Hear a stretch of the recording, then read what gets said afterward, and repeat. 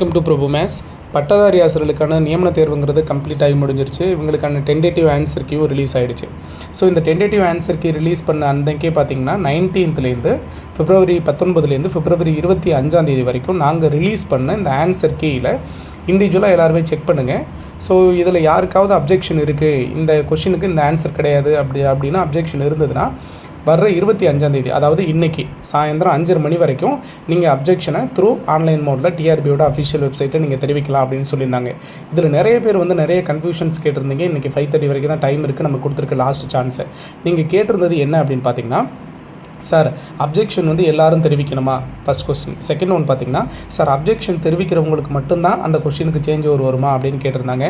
இல்லை number of கொஷின்ஸ்க்கு ஒரு கொஷினுக்கு எவ்வளோ நம்பர் ஆஃப் அப்ஜெக்ஷன் வருதோ அதை பேஸ் பண்ணி தான் அந்த கொஷினுக்கு வெரிஃபிகேஷனே கொடுப்பாங்களா அப்படின்னு நிறைய இது மாதிரியான கொஷின்ஸ் எல்லாம் வந்திருந்தது. ஸோ இதுக்காக உங்களுக்கு எக்ஸ்ப்ளனேஷனை கொடுத்துடலாம். ப்ளஸ் ரிசல்ட் எப்போ வரதுக்கான சான்சஸ் இருக்குது, ஃபைனல் ஆன்சருக்கு எப்போ வரதுக்கான சான்சஸ் இருக்குது அப்படிங்கிறத பற்றி பேசிடலாம் அப்படிங்கிறதுக்காக தான் இந்த வீடியோ. நம்ம சேனலுக்கு நீங்கள் வரீங்கன்னா மறக்காம சேனலை சப்ஸ்கிரைப் பண்ணி வச்சுக்கோங்க. உங்களோட லவ் அண்ட் சப்போர்ட் நம்மளோட சேனலுக்கு ரொம்ப ரொம்ப இம்பார்ட்டன்ட். ஃபர்ஸ்ட் ஆஃப் ஆல் இந்த அப்ஜெக்ஷனுங்கிறது நீங்கள் எழுதி முடிச்சுட்டு வந்திருக்கிற அந்த கொஸ்டினோட ஆன்சரை செக் பண்ணி பார்த்துருப்பீங்க. இப்போ கவர்மெண்ட் ரிலீஸ் பண்ண ஆன்சரை செக் பண்ணி பார்த்துருப்பீங்க.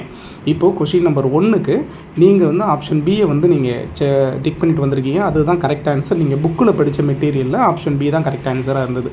ஆனால் அவங்க ரிலீஸ் பண்ணது கொஸ்டின் நம்பர் 1க்கு ஆப்ஷன் சியை அவங்க ரிலீஸ் பண்ணியிருந்தாங்க அப்படின்னா இப்போ நீங்கள் என்ன பண்ணலாம், அப்ஜெக்ஷன் தெரிவிக்கலாம். எப்படி சார், நான் கொஸ்டின் நம்பர் 1க்கு ஆன்சர் ஆப்ஷன் பி தான், நான் இந்த ஸ்டாண்டர்டோட புக்கிலேருந்து இது படித்தேன், 9th ஸ்டாண்டர்டில் தமிழ் புக்கில் இந்த இடத்துல இருக்குது சார் அப்படின்னு அந்த பேஜ் நம்பரோடு நம்ம ப்ளஸ்ஸு டாக்குமெண்ட் பார்த்திங்கன்னா நோட்ஸோ எந்த கைடையும் கொடுக்காம அந்த புக்கோட கவர்மெண்ட் புக்கோட அந்த பேஜை நம்ம பிரிண்ட் அவுட் எடுத்து அதையே நம்ம அட்டாச் பண்ணி சென்ட் பண்ணோம் அப்படின்னா அதை அவங்க வெரிஃபை பண்ணுவாங்க.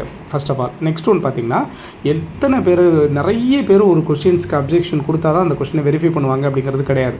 எத்தனை பேர் ஒரே ஒரு ஆள் ஒரு கொஷினுக்கு அப்ஜெக்ஷன் கொடுத்துருந்தாலும் கண்டிப்பாக அந்த கொஷினை அவங்க சப்ஜெக்ட் எக்ஸ்பர்ட்டை வச்சு கண்டிப்பாக வெரிஃபை பண்ணுவாங்க.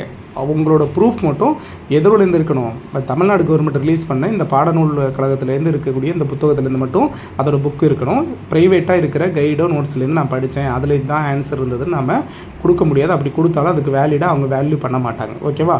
நெக்ஸ்ட் ஒன் பார்த்திங்க அப்படின்னா, நீங்கள் கொடுக்குற அப்ஜெக்ஷன் காமனானது. அந்த கொஷின் பேப்பரில் இந்த கொஷின் நம்பருக்கு கொடுக்குற அப்ஜெக்ஷன் அதுக்கு சரியான ஆன்சர் இதுதானே இன்கேஸ் அவங்க நீங்கள் கொடுத்த ப்ரூஃப் அக்செப்ட் பண்ணிக்கிட்டாங்க அப்படின்னா அது அந்த கொஷின் பேப்பரை எழுதின எல்லாருக்கும் தான் அந்த மார்க்கு. யார் யார் அப்ஜெக்ஷன் கொடுக்குறாங்களோ அவங்களுக்கு மட்டும்தான் அந்த மார்க் போகணும்னு கிடையாது, எல்லாருக்குமே அந்த மார்க் காமன் தான். சரிங்களா? Second one. அடுத்து பார்த்திங்கன்னா, நம்பர் ஆஃப் அப்ஜெக்ஷன் நிறைய வர்றப்போ மட்டும்தான் அந்த கொஷினை வேல்யூ பண்ணுவாங்களான்னு கேட்டிருந்தீங்க. கண்டிப்பாக அது கிடையாது. இன்னொன்று, மெஜாரிட்டி அப்ஜெக்ஷன் வர்றதுக்கு மட்டும்தான் பார்ப்பாங்கன்னு கிடையாது. ஒரே ஒரு அப்ஜெக்ஷன் வந்திருந்தாலும் கரெக்டான வேலிட் ப்ரூஃப் இருந்தால் கண்டிப்பாக வேல்யூ பண்ணி கொடுத்துருவாங்க. ஓகேவா? ஸோ ரொம்ப இம்பார்ட்டண்டான அப்டேட்.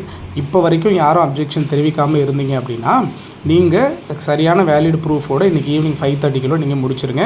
ஏன்னா இன்றைக்கி 5:30 வரைக்கும் தான் நமக்கு டைம். அதுக்கப்புறம் சார் இந்த ப்ராசஸ் கம்ப்ளீட் ஆகிறதுக்கு, அதாவது இந்த நாங்கள் கொடுத்த அப்ஜெக்ஷன்லாம் வெரிஃபை பண்ணுறதுக்கு எவ்வளோ நாள் சார் ஆகும் அப்படின்னு கேட்டிருந்தீங்க.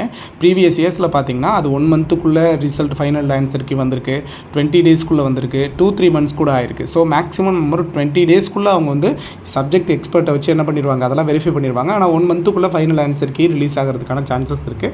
ஃபைனல் ஆன்சருக்கு என்றைக்கு ரிலீஸ் ஆகுதோ அன்றைக்கே பார்த்தீங்கன்னா உங்களுக்கான ஃபைனல் ரிசல்ட்டுமே ரிலீஸ் ஆகிடும். ஓகேவா? ஏன்னா இந்த வருஷத்துக்கான கல்வியாண்டு முடிகிறதுக்குள்ளே இப்போது என்னென்ன காலி பணியிடங்களாக அவங்க அறிவிச்சிருக்கிறாங்களோ எல்லா காலி பணியிடங்களையும் நீங்கள் ஃபில் பண்ணி நெக்ஸ்ட்டு கல்வியாண்டு துவங்குறப்போ மாணவர்களுக்கு எந்த விதமான ஆசிரியர் பற்றாக்குறை இல்லாத அளவுக்கு நீங்கள் கவர்மெண்ட் பார்த்துக்கணும் அப்படின்னு டிஆர்பிக்கு பார்த்தீங்கன்னா கவர்மெண்ட் சைட்லேருந்து ஒரு ப்ரெஷர் இருக்கிறதுனால கண்டிப்பாக அவங்க எவ்வளோ சீக்கிரம் இந்த ரிசல்ட்டெல்லாம் ரிலீஸ் பண்ணி போஸ்டிங்கை கன்ஃபார்ம் பண்ண முடியுமோ அதை கன்ஃபார்ம் பண்ணிடுவாங்க. ஓகேவா? ஸோ இன்னும் இது மாதிரியான அப்டேட் கண்டினியூஸாக நம்ம சேனலை உங்களுக்கு ஃபாலோ பண்ணி கொடுத்துட்டே இருப்போம். மறக்காமல் சேனலை சப்ஸ்கிரைப் பண்ணிக்கோங்க. தேங்க்யூ.